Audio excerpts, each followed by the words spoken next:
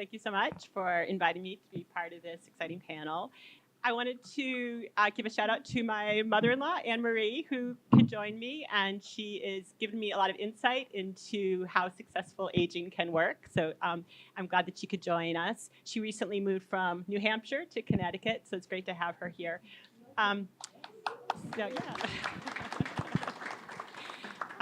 So I wanted to start off by saying that I am a fan of Mary Wade, and I actually first had the pleasure of getting to know about Mary Wade from Joanne McGloin, who so Joanne and I go way back. She was actually the first person who helped me when I came to Yale as a starting assistant professor. The first grant that I received from the National Institute on Aging to do research, I received, and I had mainly put it together thinking about all the science, but I hadn't really thought about how to implement it in the community. And so I reached out to Joanne, who was then the Program on Aging Director of Field Operations, and she was very generous in giving me her advice and time in thinking about how I could take all of these scientific ideas and actually implement it in the community and reach out to older individuals living around and think about how to include them in a meaningful way into the research. So that was really important in my getting started here. And then about a year ago, Joanne connected me to Mary Wade. She reached out to me and asked me if I would be willing to sign the book that I had recently written, and she said she was kindly going to be giving it to members of the board of Mary Wade. And so we talked about where to meet to do this for me to sign, and she said we could meet at Mary Wade if you like. And I had never been here, even though my office is probably about 15 minutes from here. I'd been hearing great things about Mary Wade for years, but I'd never actually been inside. So Joanne said, why don't we meet here, actually in the lobby? I think we met right here. Yeah, and so, but then Joanne surprised me because there was a whole team of people who were here when I arrived. And so actually, David Hunter was one of the people, the president and CEO, met me when I arrived, and he gave an overview of the history of Mary Wade and the goals of Mary Wade and some of the projects involving community members and bringing people in the community into Mary Wade and bringing people from Mary Wade into the community. And so I was incredibly impressed at all the things that were happening. So so it's great to be back and to hear about all the wonderful work that you all are doing. So let's see. Kara asked me if I would talk a little bit about the book, why I wrote this book, and how it connects to this idea of community, the importance of community in supporting successful aging. So when I put together the book, the reason that I wrote the book was two reasons. The first is that I feel that there is a public health crisis around ageism in our country. And just because everybody doesn't always know what ageism is, I thought I would tell you the definition that I tend to use. So the definition of ageism by the person who coined the term, Robert Butler, who was the first director of the National Institute on Aging, and he came up with the term ageism when he observed in a housing complex in Washington, D.C., which excluded older people from moving in. He labeled that as ageism. So before that, it didn't have a term. And so the way he defines it is it's a process of systematic stereotyping and discrimination against people because they are old. So I just was wondering how many people in the audience have either experienced ageism or observed people that you know be treated with some ageism. So maybe you could just raise your hand if you've experienced it or observed it. So most people, I think, are raising their hand, and I think that that's fairly common. So a recent survey that was conducted at the University of Michigan found that 93% of older individuals living in the United States reported experiencing ageism in everyday life. And if you go into healthcare, studies of healthcare have found that 20% of older individuals report experiencing ageism in healthcare. If you look at the workplace, about 2/3 of older workers report experiencing ageism. And so there's a lot of examples of ageism exist in the country. And my research in particular looks at how ageism, or the way that older individuals are treated by their culture and their community, how that can impact their health. And so I've conducted a number of studies that have found that these age beliefs can impact older individuals' physical health, cognitive health, and mental health. So I had enough research studies that I felt like it was, that I thought if I could share that with a wider community. So before I wrote the book, I was mainly writing for scientific journals, and I felt like it wasn't reaching people who could really benefit from the research.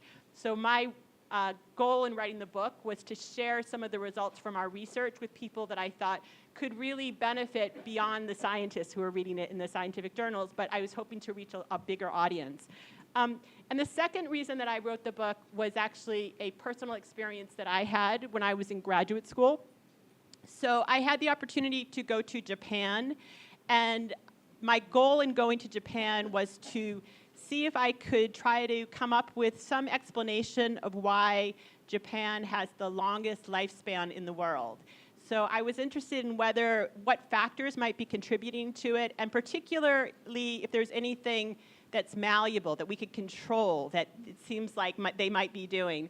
And so what I noticed as soon as I arrived was how differently it seemed like the Japanese culture, the Japanese communities were treating their oldest members. So I saw a lot of examples of older people being celebrated and being included in different aspects of life.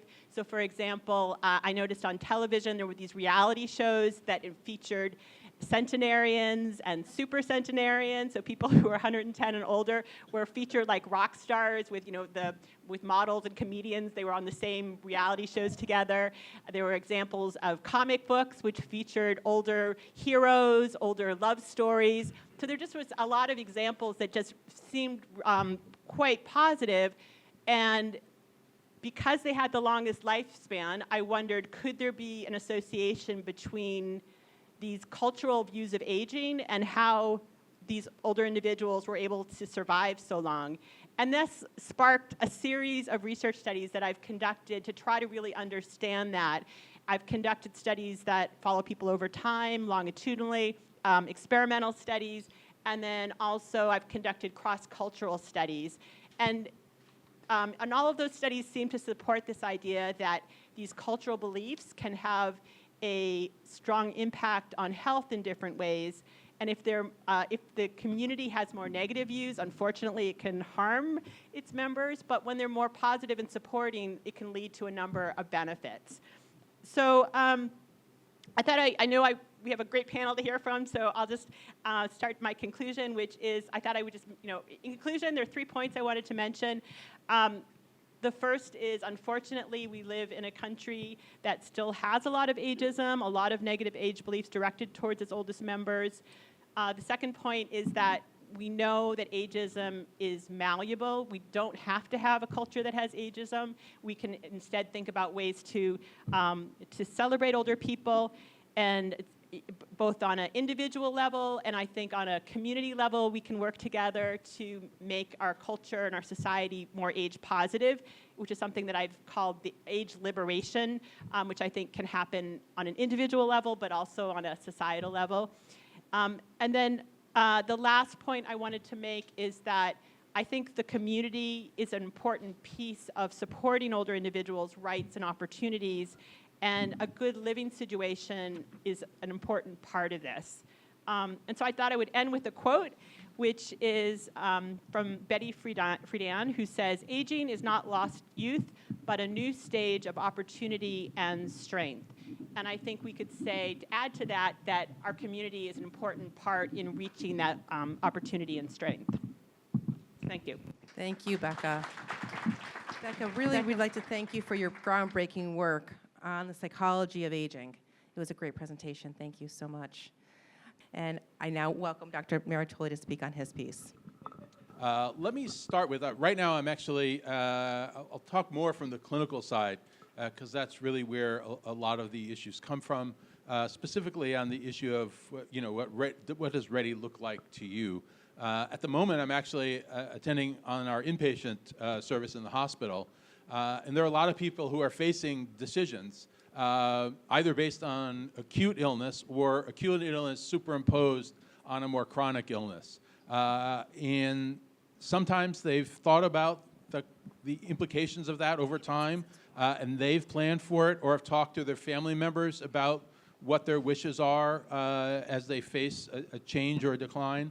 But a lot of them haven't. And now they are faced with making those decisions urgently, and not necessarily in a way they would have liked to perhaps have made those decisions had they been able to think through or plan for those more directly, but they have to. They have no choice at the moment.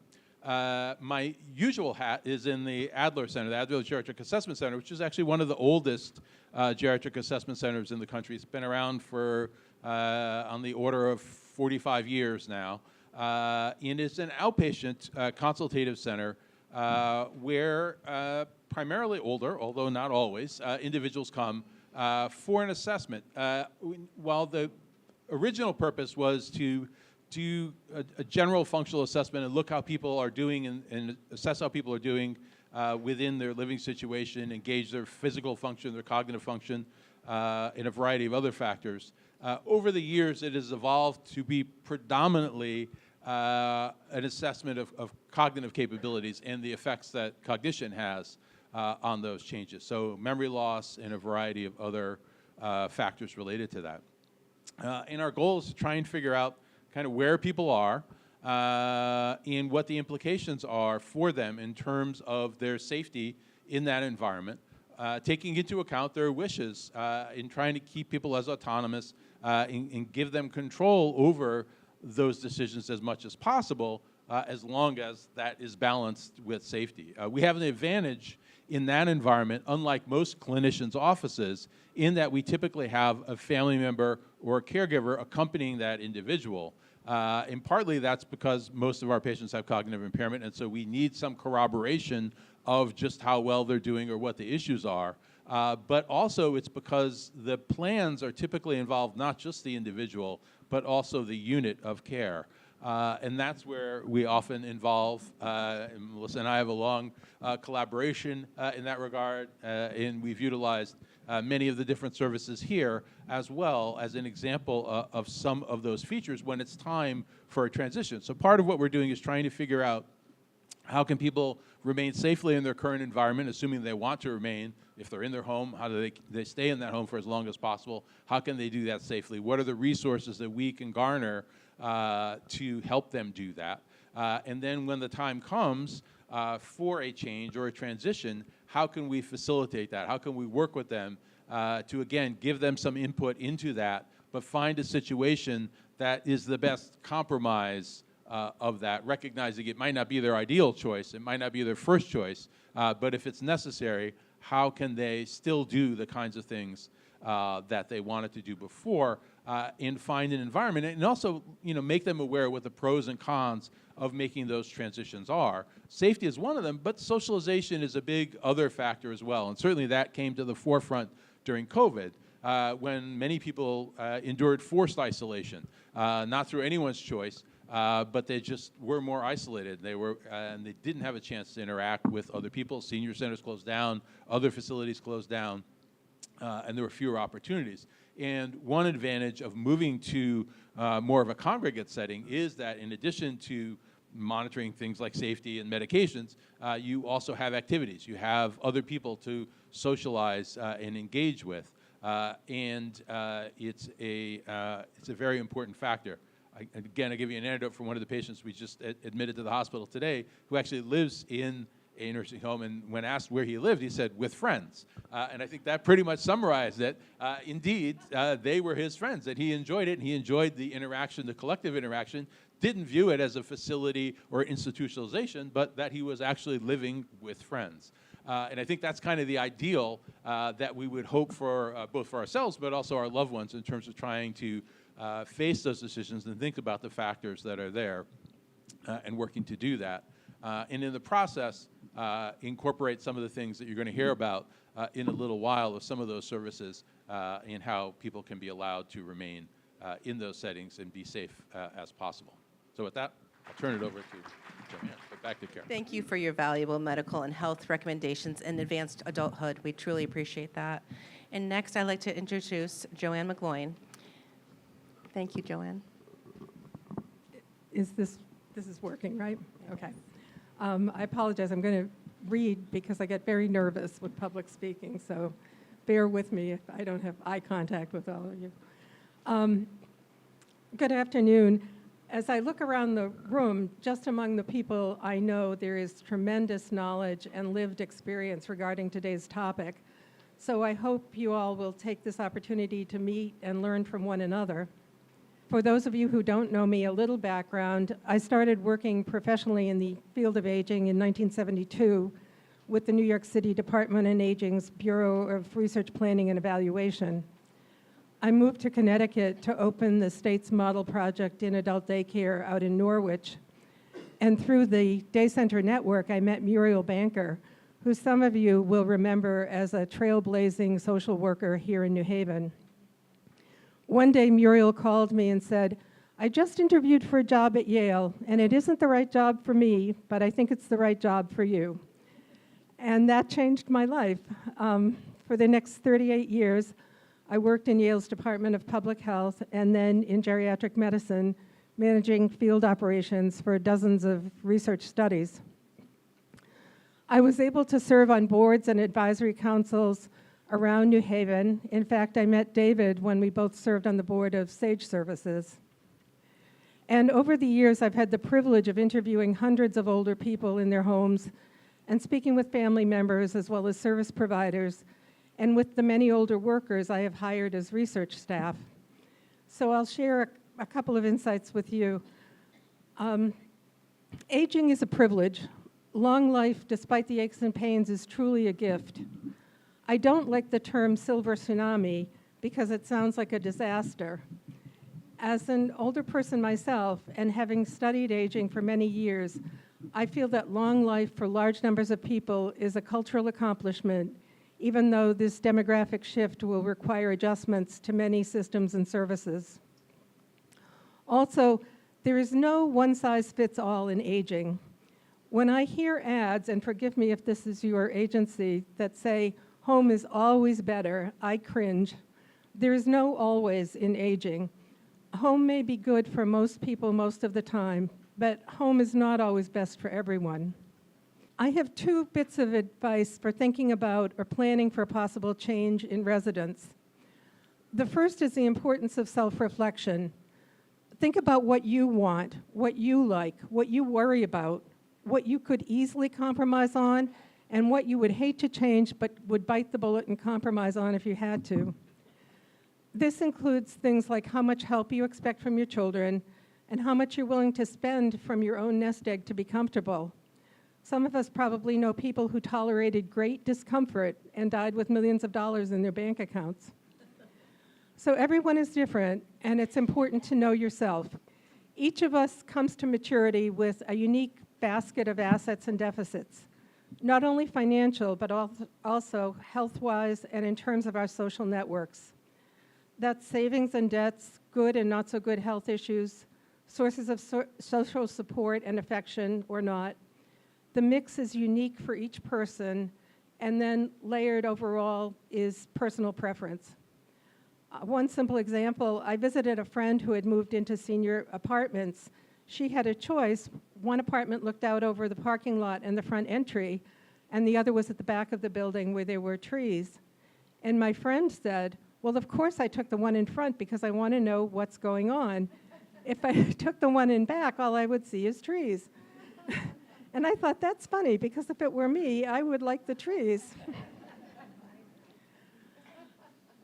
Before I retired, I took advantage of a program out at Mercy Center in Madison called The Second Half of Life. We had a long reading list, lots about spirituality, but I have to say the book that helped me the most was this one, What Color is Your Parachute for Retirement? And it goes way beyond retirement. It goes into aging lifestyle. Like many books about retirement, there's a lot about finance, but there's also a lot about values and preferences. It addresses issues like, what does home mean to you? Is it where you sleep between travels? Is it a museum to your family history, or a place to entertain, or a refuge of quiet for you? The book also includes a lot of brief self-assessment questionnaires that really help you think about your priorities and your values.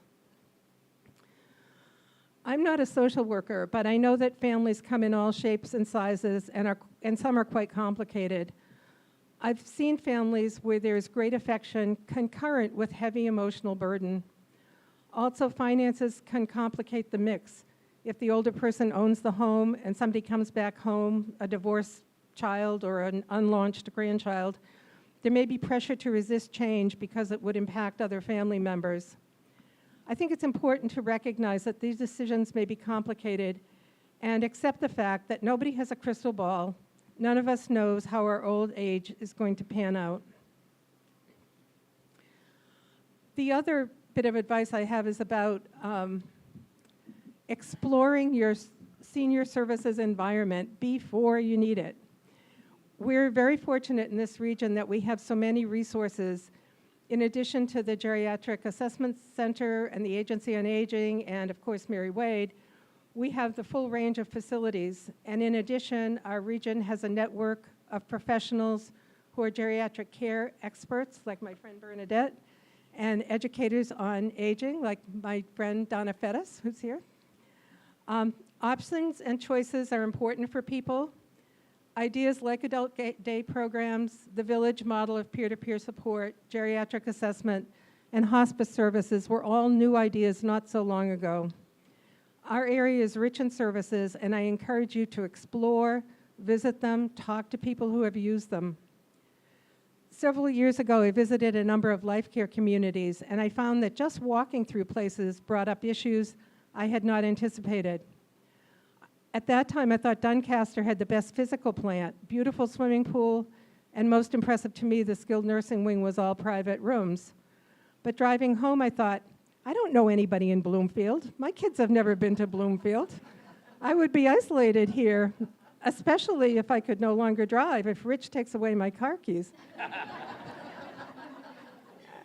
And I visited Covenant Village in Cromwell, and walking through there, I realized that in other places, you wouldn't see residents except at meals. They'd all be in their apartments.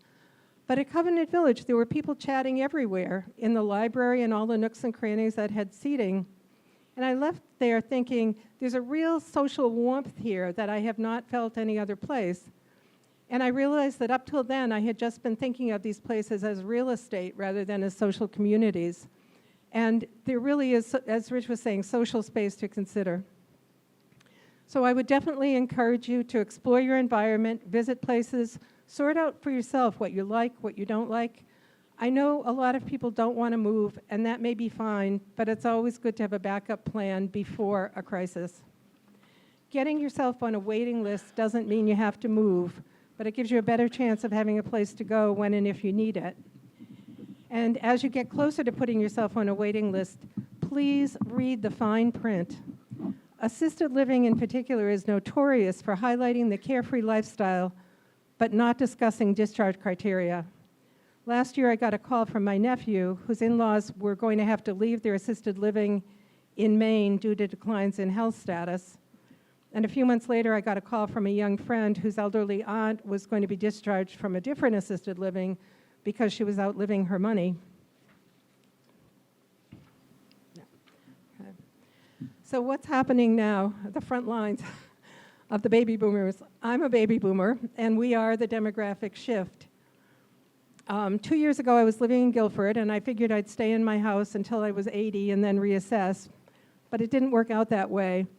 After my second knee replacement, my daughter, who was living in a Hamden condo, told me she wanted more space and a yard, and she didn't want to keep driving out to Guilford every time I had a joint replaced. I liked my house, but I was not inseparable from it. So we decided that we would each sell what we had and look for something where that we could share. Not share in the sense of merging households, because we have very different lifestyles. We were really looking for basically a two-family house. It took a while, but we found a house that had been used similarly by a family with the aging parents on the ground floor and an adult child in a separate apartment upstairs. And then at Christmas, I went to a party of a peer age friend who owns a 3-apartment building in Brooklyn. For years, she's lived on the middle unit, up one flight of stairs, but she was in the process of renovating the garden level to move down. It wasn't a huge renovation. It was replacing the bathtub with a low threshold shower, changing the swing of the bathroom door so that it opened out rather than opening in, and switching in a higher toilet.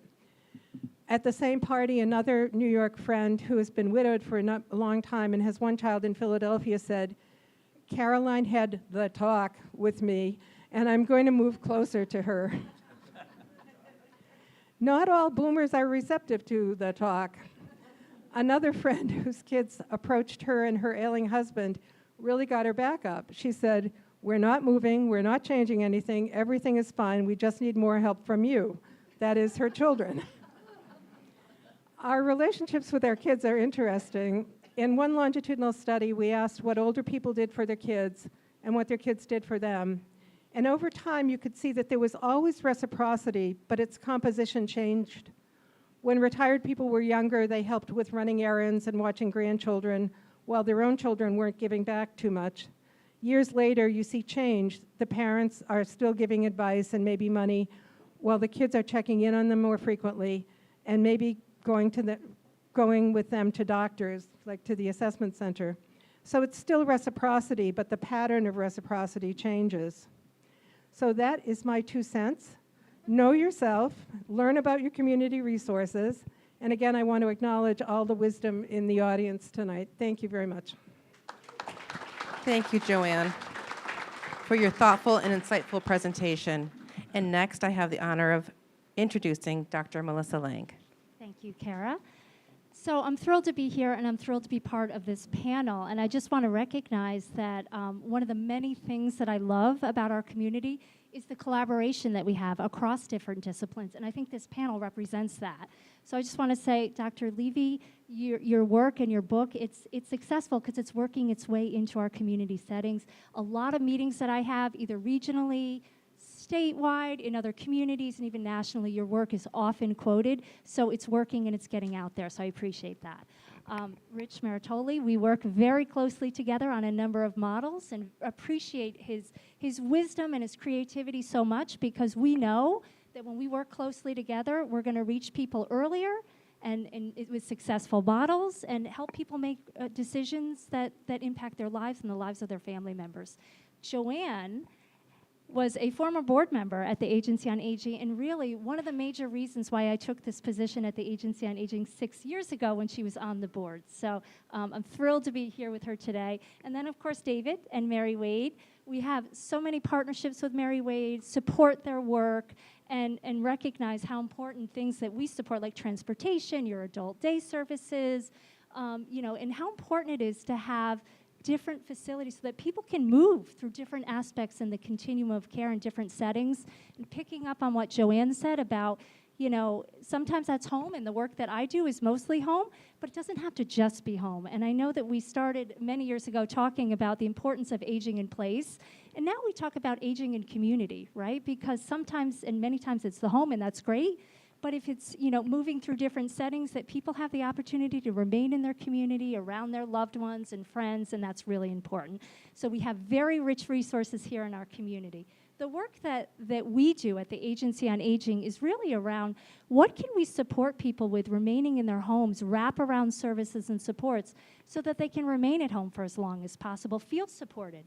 We have, in the state of Connecticut, we have so many wonderful services and rich services.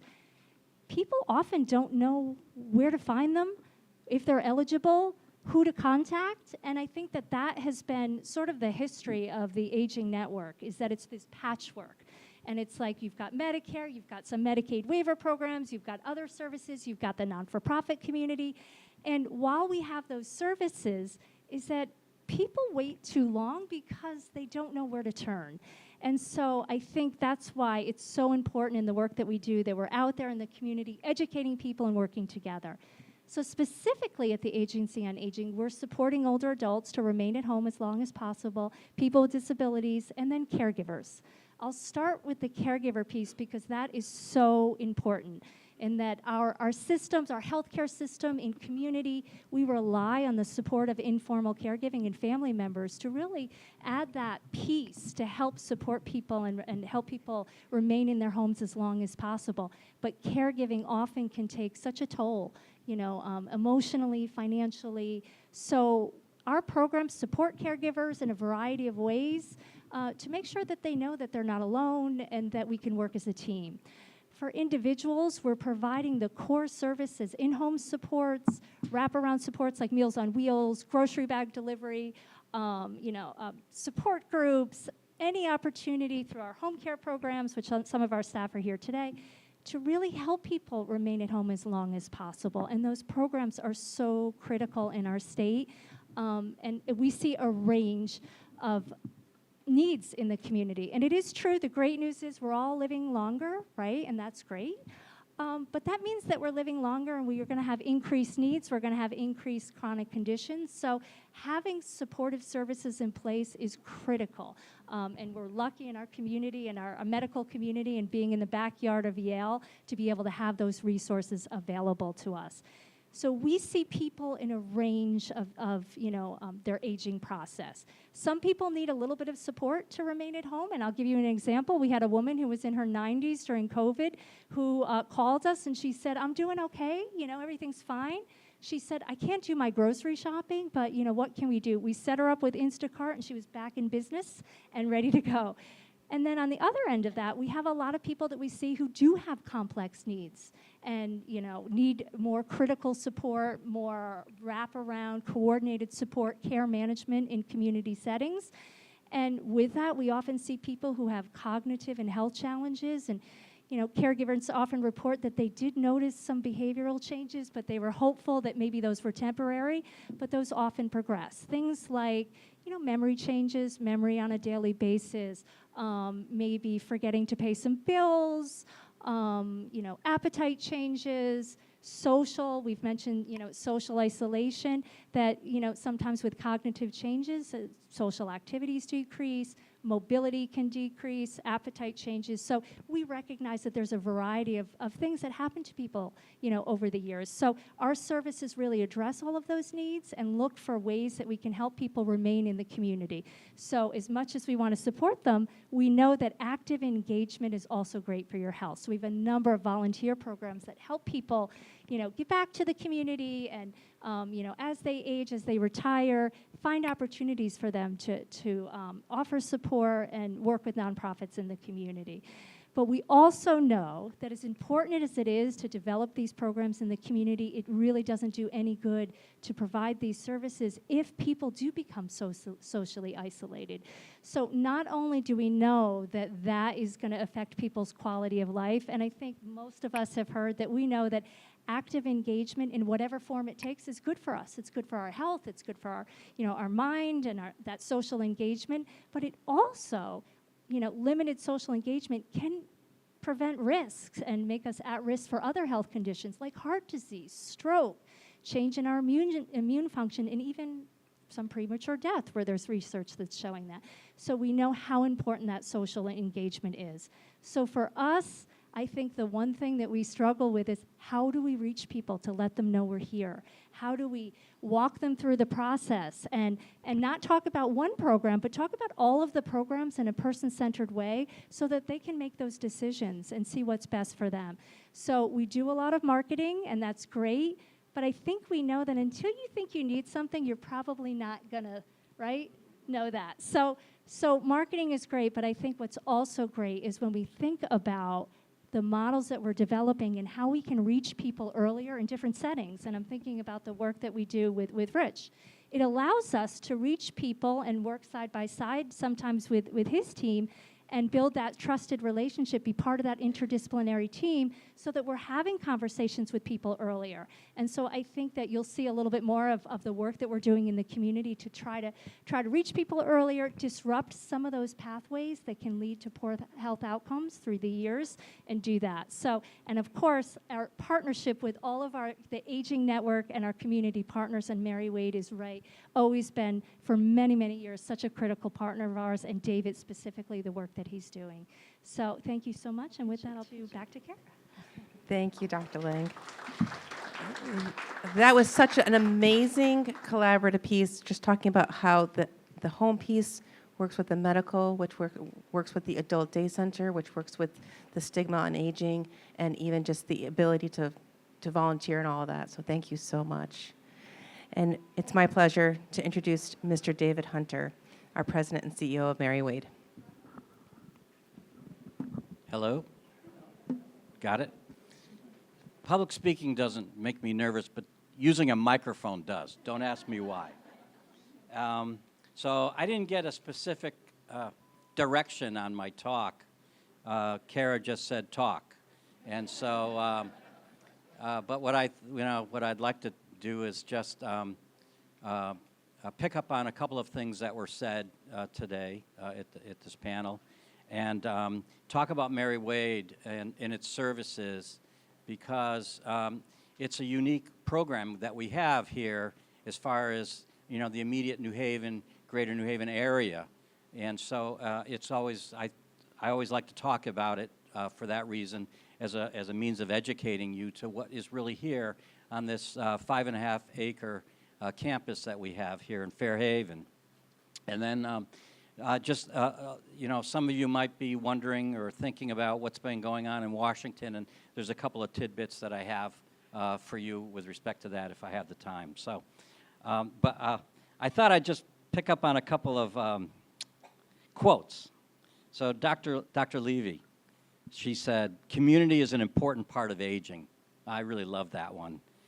And Melissa Lang said, "The caregiver support is important to our agency." And boy, oh boy, have we seen that so many times. Folks call me, my friends call me from all over the country. Moms in Texas, moms in Florida, moms in California, don't know what to do with her. She's falling. She's got a lot of problems. And my first question is, who's taking care of her? And then the second statement I say is, that's the one you need to be taken care of. Because we've seen that in so many times where the caregiver really takes the brunt of all of it. And they don't realize, caregivers don't realize how much they take on because it's incremental. You know, and little by little by little, and then they don't even realize how much work they're doing. Dr. Meritoli first said the unit of care. I really never heard that, but that's really good. This is a unit of care. And so I really enjoyed that. But the best thing I liked what you said was living with friends. And I think that is really a great thing for a couple of reasons. One is, yeah, it is good to live with friends. But the other problem I've seen over my years is people get separated through deaths of their friends, deaths of their relatives, and they get into a place where they don't know how to make friends again, or they don't know if it's even worth making friends again at this stage. And so I think that's such a great, to me, that's so great. Who did I leave out? Joanne. Yeah, where are you, Joanne? Oh, gotcha. Joanne, I love this line. I'm just scribbling, so I can't even read my own writing. Aging is a privilege. Hey, how about that, gang? I mean, we don't hear that often, but aging is a privilege, and you know, so many of us don't make it even to age, and so it is, I think, a real privilege. So, so thank you all for being with us and partnering with Mary Wade Home. Of course, Dr. Meritoli, I can't let this go without commenting on this. Dr. Meritoli's claim to fame is that he's a Fairhavener. He grew up right here in our neighborhood. So welcome back to the hood. And the hood is important to us. Mary Wade Home was founded here in 1866 after the Civil War. And, you know, Abe Lincoln was still the president back then. And a group of ladies got together from the churches to provide a home for unwed mothers and children. And they got on a train, and they got, there was a committee to find a place. They got on a train and came out to Fairhaven and bought the property across the street at 118 Clinton Avenue, and we've been here ever since. There were about, when I got here, so just to fill in the story, the building that you see here was built thanks to the donation of Lucy Boardman.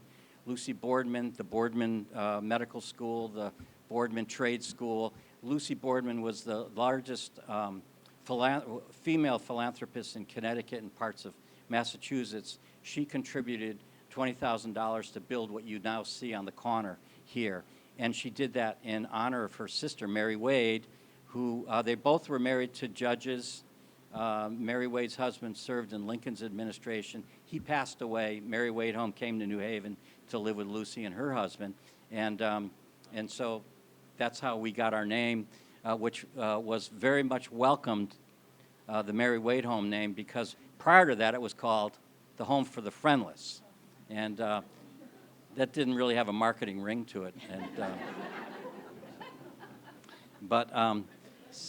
And then we were continuing to take care of ladies and their children, and then find them work. And then 2 ladies were aged, and then we couldn't find them work.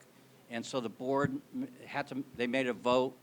They made a vote to take that these 2 ladies could stay here because of their age. And so the board voted, and that was around 1900, and that started our aging services. By the way, the 2 ladies were age 57 and 58. Different times. When I got here in 1981, it was a 43-bed residential care home. Back then it was called a home for the aged. And we had 52 people on our board. 50 were ladies and 2 were gentlemen. And they were the husbands of 2 of the ladies. And I got invited to come to the board meetings. And the majority of the board meetings centered around picking out fabric for curtains and wallpaper and carpeting. And I was asked to say a few words about what I thought was going on. And but those were those. And the board started. You'll love this. The board came. They came around 10:30, 11 o'clock, and they left at 5:30. We had a meeting. No, we had lunch. Then we had a meeting, and then we had tea. We set up a long range. Oh, and it was just for women when I got here. So within a year, we opened the doors to men, and that was a big deal. And the lady said, if the first man comes in here, we're leaving. And I said, look, Yale University is co-ed now. We should be co-ed. So the first guy that came in, we were lucky. He was a dapper man, and he always wore a tie. All of a sudden, all the ladies stopped wearing their night coats to lunch, and they started getting dressed up. It was fun. We started a long-range planning committee of the board, and they were meeting one day, and at that day, Marion Doolittle everybody was lined up on the hallway of the Boardman residence, and Marion Doolittle was in an ambulance stretcher getting wheeled out, and everybody was crying. Well, Mrs. Doolittle was like the lady of the house, and she could no longer walk, and so the rules of the state said if you can't walk, you have to go to a nursing home. And everybody was crying. Well, at that day, the long-range planning committee said we're going to build a nursing home, and so our folks don't have to leave. And that's, in 1989, we opened up what we call now the Kimberly Building. It was a 60-bed skilled nursing center, and it was filled up immediately, and everything was going fine. And then one of our board members said, you know, I read about this adult day center. We should start an adult day center. And for those of you that knows Marianne Prokop, that was her. And she and I sat down and wrote a budget for it. And it was, I think around 1991, we started that small adult day center for about 10 people. And then we ended up expanding that and adding another 34 beds to our skilled nursing home. So in our skilled nursing home now, we have both long-term and short-term rehab. We also have 2 hospice care programs in that facility, and it's amazing to see so many people come and go. In all my years, you know, people used to come, and I remember Mrs. Adams. She lived with us for 35 years, and she finally, you know, passed at one time, and so it's just amazing to see the progression at Mary Wade in terms of the buildings. And then we ended up starting a transportation program because of the adult day center, and so we needed to get people in and out of there. And the Agency on Aging called us one day and said, you know, we don't have a transportation provider. There was some problems back in the day with an agency, and so we took that on and became a transportation program for the agency. On Mondays through Friday, we take older people from home to doctors or dentist offices. And then on weekends, we take people to centers of worship on Sundays, or the grocery store, or wherever they want to go. My favorite one was a lady broke her VCR, and she needed to get the VCR fixed. Remember VCRs? But it's a very robust program now. We have a huge department. We're on the road. I'm sure you see our vehicles. And so, and then, you know, we ended up over the years buying up this city block, and we provided housing for a number of years, and then, you know, planned for this building here. Hal Spitzer remembers 6 years, every other week, sitting with architects, planning for this to occur. And we ended up building this building, and we have remaining houses on the west side of this city block and on the other side of the street, and we have a 55 and older community. It's market rate rentals that we have here, and some of our tenants are also our employees. So it kind of is, one of them's right there answering the phones over there, is one of our guys. So, so we have a full continuum of care, and I think that's what I wanted to talk about, is the fact that, you know, most often it's a single site skilled nursing center or something else. We're not a life care community, but we're a continuum of care. We do our best to make sure that people are cared for through the continuum. So if somebody is living in the residential care home and no longer can live there, they can be moved to the skilled nursing. If somebody needs more care from this side, they could go to our skilled. And in many cases, they come right back because they just need some rehab or something. So it really is it's working the way we wanted it to work. And we're still working on some kinks. We brought in a Chief Operating Officer, Kristen Butler, to help us really consolidate the campus, consolidate the organization, and improve the care that we give here. So, what did I say something wrong? Oh. Everybody's looking. And so I think, so that's Mary Wade, if you have any other questions. And I think if you want to tour any of our campus, I'm sure anybody around here, we have a number of staff members that would be willing to give you a tour. And finally, I just wanted to say something about the federal budget. You know, we're all concerned about what's going on there. And I just thought, I'd let you know or talk about the fact that of the federal budget in '24, $1.9 trillion was for health programs and services. And that was the largest portion, 27% of the federal budget. I didn't know that prior to this meeting. The second largest outlay for that is Social Security at 21%. Anybody want to guess the third?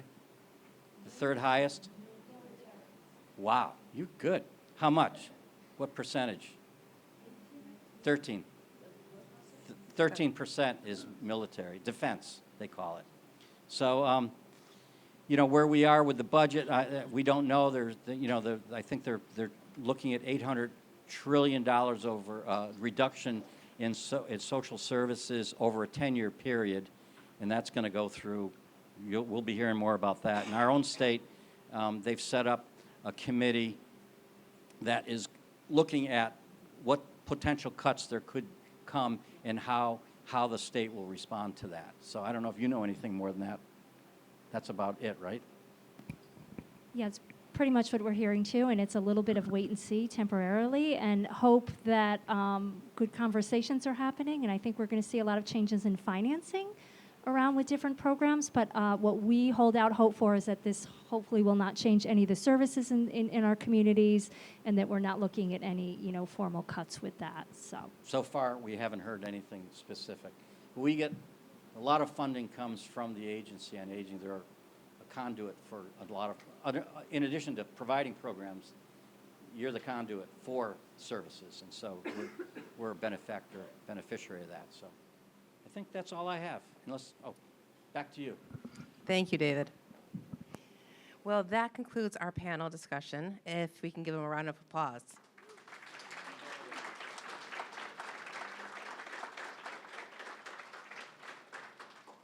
And it's my honor to introduce Kristen Butler, our Chief Executive Officer. That is quite a... Well, welcome, everyone, and thank you so much to the panel, particularly my boss, who gave me the honor of working with him as the Chief Operating Officer to work through some of the struggles and challenges in senior living today. So I picked up a lot of tips that I'll be able to use as I work with and talk with potential, residents, clients at our ADC, et cetera. So what I really want to do is offer an option for questions. We have so many folks who have all this great knowledge, so let's put them to work. This isn't a question. I have had experience with 3 of the 5 people on the panel. In 2017, my late husband went to see Dr. Maritoli at the Adler Center. He was so helpful. And then through the years, 5 or 6 times, he was short-term rehab at Mary Wade, and they did such a great job that he was able to come home. And then I contacted an agency on aging, and I went through all 3 tiers with my husband. You guys were so fantastic. Susan Schultz and I have become best of friends. She's the respite manager. And then she started a caregivers group, which I was very active in communicating with other fellow caregivers, and I'm still part of the group even though my husband's no longer with us, but I just finally had to say, no, enough is enough, but every once in a while they need somebody to entertain, and then that's me. So I lighten up the meetings all the time, so, I'm a bit of a ham. And if you're interested, karaoke has been my saving grace and got me back into the world again. So thank you all. Thank you. Any other questions? We've got some smart folks up here. Okay. Hi, thank you so much. This was a great panel. I'm Lori Lowell, and I'm the Executive Director of Home Haven. And the comment that I want to make is that I see all of you together, and this is fantastic, but I feel like we need, in Greater New Haven, a place where leadership in services for the aged, people like you and many other people that are in this audience, we need a place where we can come together on a regular basis. And I have, I'm going to say, I've approached the Community Foundation. I kind of hope, I wish, I beg them to create some kind of a gathering space where we can all meet on a regular basis and share ideas, share resources, talk to each other, because face-to-face, actually. I mean, I really think we need this. We have places where programs for children meet together, programs for the homeless, they meet together. We don't have a place where we all come together serving older adults. So I just want to put that out there. I don't really know how to make it happen. So you're absolutely right. We definitely need to come together on a regular basis. I know that our agency has an interagency council that meets on, I think, a monthly basis, and welcoming any organization in the community that works with older adults and people with disabilities and caregivers to be able to come on a regular basis. So I'm going to make sure that I get that information to you so that you can become a part of that. Okay, thank you. Thank you. You actually have 2 programs, right? You have the interagency council that meets, and do you still do case studies? They do case studies, which then provides opportunities for everyone to talk about what services are available, which is a real learning experience. And then you have a meeting, I thought, where you just have a speaker. This was all before. Yeah, and what David's talking about, the case studies are our M team, right, Melanie? Okay. So yeah, it's an opportunity to look at, specific cases, talk about it, professionals, and really learn from each other and also support each other for what we're seeing in the community. I have a question. I find that as I'm getting older, I have more things wrong with me.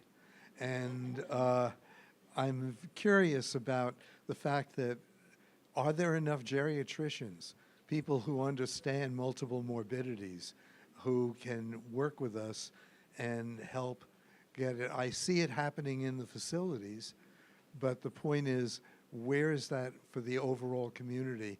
And does that form any block for either any of you in practicing what you do? I'll take that one. Short answer, no. So the number of geriatricians is basically level. It's been pretty level since when it first started. It went up, and then it pretty much has stayed the same for the last 40 years or so, and it's not increasing much further, whereas the population of older individuals in that time has skyrocketed, obviously. There are a number of different approaches to try and deal with that. One is one of the partnerships we have here. One of my other hats I wear is there's a federal program through the Health Resources Services Administration, HRSA, called the Geriatric Workforce Enhancement Program. And there are, I think, 44 sites across the country that basically the concept is that there aren't enough geriatricians. There are never going to be enough geriatricians. So we need to train other individuals who deal with older individuals, regardless of profession, in the principles of aging and how to approach that from their own perspective.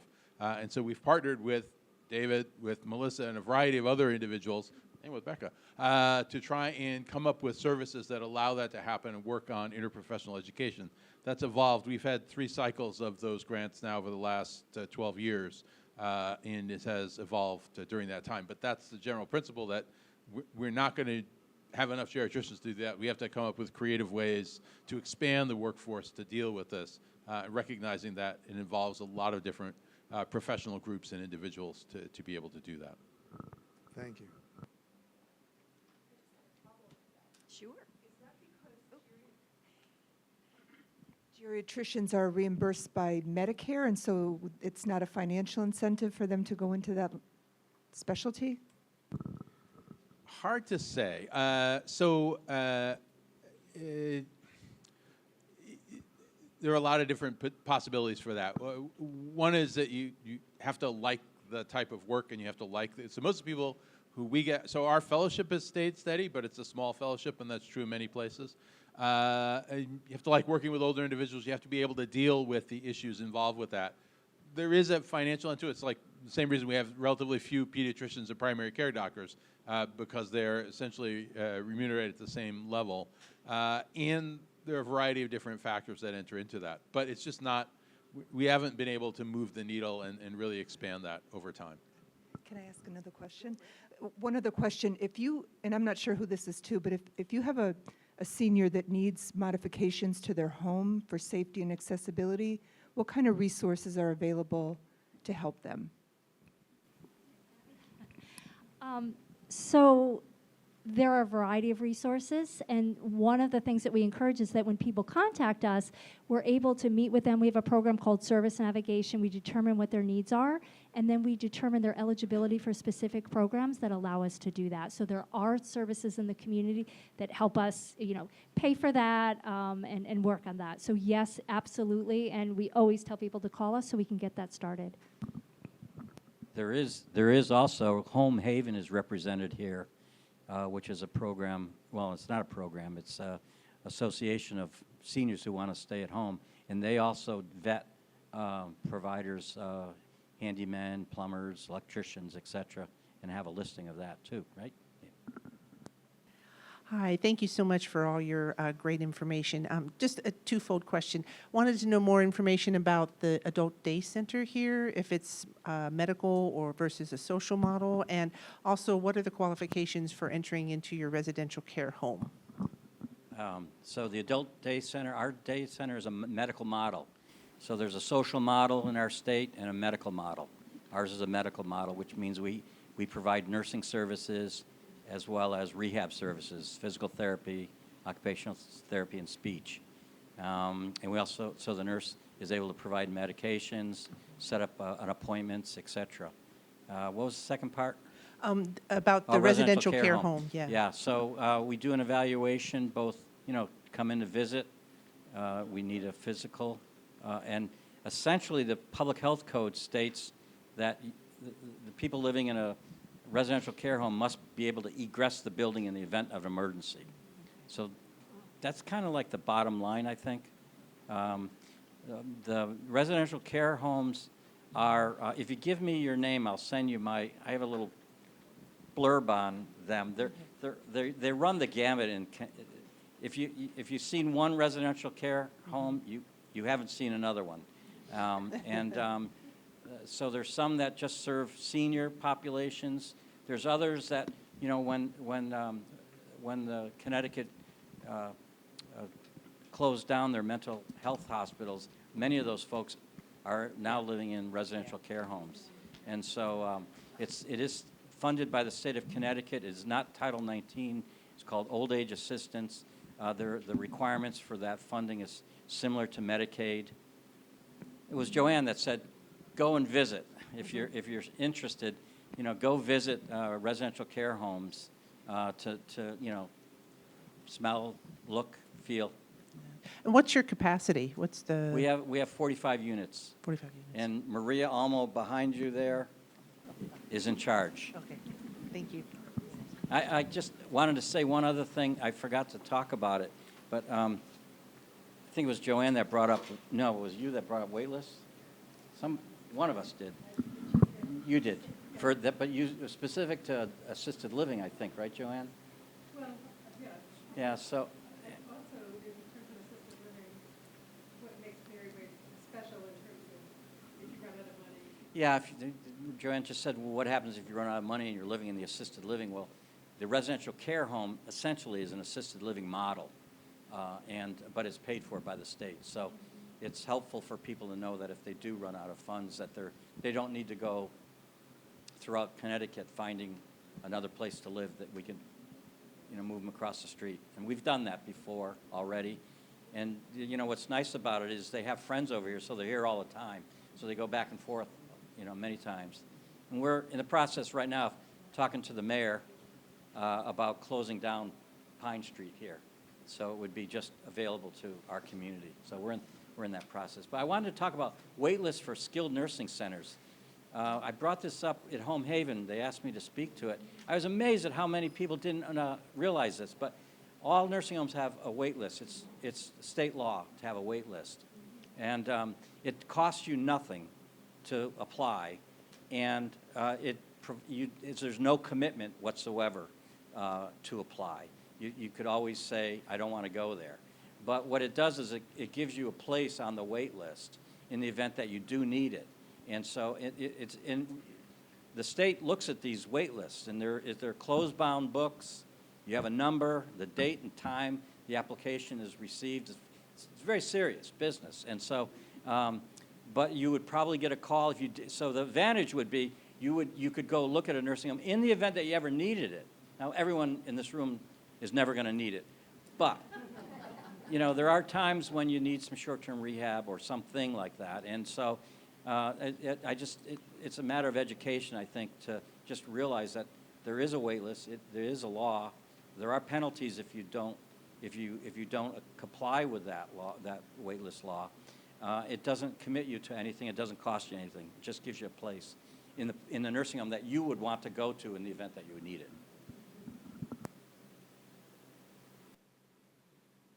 I have a question for Dr. Levy. Hi. I'm with Mosaic Senior Life and the Jewish Home in Bridgeport. And you so beautifully articulated in your book the experience of aging in Japan. And I'm wondering how hopeful you are that we can move in that direction in the United States, especially with the, what I would say, the prevalence of ageism in the media and how that is so influential to us. And then the second question I have, and as someone who works in senior living, I'm a huge fan of it. But I sometimes wonder if the focus on senior living, which is housing people separate and apart from intergenerational living, to what extent does that help or harm us? Oh, great questions. So your first question, am I hopeful? And I am hopeful. I think that there are definitely signs that we are moving towards awareness of ageism, which I think is the first step of overcoming it, and also trying to actually make a change in society.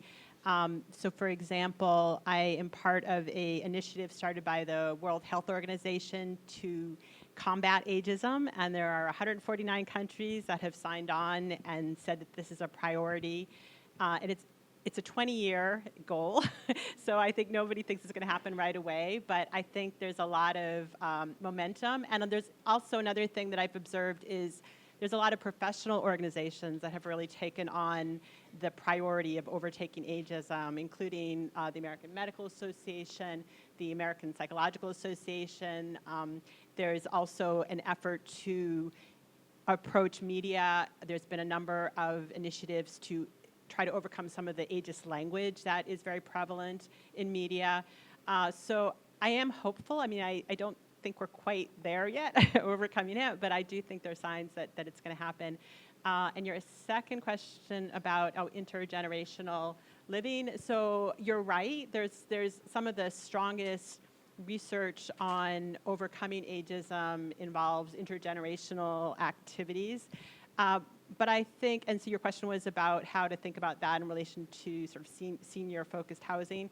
So my perspective on it is that it's really, as Joanne said, it really has to be a personal choice in making a match for what the individual feels works best for them. So I think there are situations that are these very idyllic intergenerational communities that work really well for some people, and then there are others that would prefer to be among their peers. So yeah, so I do think it's really a personal choice. So thank you. Any other questions, folks? Well, a comment and a follow-up. I sit on the one of the Agency on Aging advisory panels. And we need volunteers. So if anyone wants to get involved with the Agency on Aging, the advisory group is looking for volunteers about, we talk about some of the grants and the recipients, including this wonderful organization, and Patty sits on the advisory committee with me as well. And I was going to ask, I'll ask a somewhat different take is, have you looked at some of the European models for intergenerational housing and something less than a traditional assisted living, but something more than just completely independent? I've read some things about Denmark and the Scandinavian countries being kind of on the forefront of that, not surprisingly. I'll take a shot at that. Housing is a major issue, and I think that there are I think I'm familiar with the Denmark model. I think there are little models that are creeping up, shared living models, people who have spaces in their homes, opening them up to older adults. I think a lot of great conversations are happening, and sometimes, though, what happens is some of the regulatory environment can shut down some of those conversations. But I do think that we recognize here regionally, but even statewide and nationally, that housing is a major issue. I know that one of our programs is MFP, which is Money Follows the Person, which is a program that helps some people who are ready to transition from a nursing home, and they can be home in an apartment or part of a home. We really struggle to find spaces for people. We work really hard, and we're pretty successful, and we're proud of that. But housing is definitely it's an issue that's on the radar now statewide. I'm in a lot of meetings where that has become a priority in different state plans. So hopefully over the coming years we're going to see changes, and I think more creative models popping up. Could I just add to that? I don't know anything about. Oh, okay. I don't know anything about the European models, but I would say here, as Melissa said, that housing is, we all know there's a shortage everywhere. And in Connecticut, with our 169 towns, the local zoning is one of the things that prevents a lot of housing from being built. But what we're seeing in senior housing, there was just an article in, I think it was the Wall Street Journal, about the fact that because interest rates are so high now, a lot of these facilities, particularly the life care communities, are not being built because they're basically unaffordable to build. So so you've got this housing shortage, and you've got the baby boomers coming up. So another reason to get on a waiting list, if that's something you think might be in your future, is because there may really be a shortage. It may not be an option if there isn't a way to figure out how to finance it. Anybody else have any questions? All right, I'm going to turn the microphone back over to Kara. Well, that was quite invigorating and formidable conversation, so thank you all for participating. Thank you. At this time, I'd like to direct you to two places. One, Dr. Levy will be signing books at the table right to my left. And the other is, if you'd like to have a tour of Chatham Place, if you just meet in the bistro behind me, my colleagues will welcome you. So thank you very much.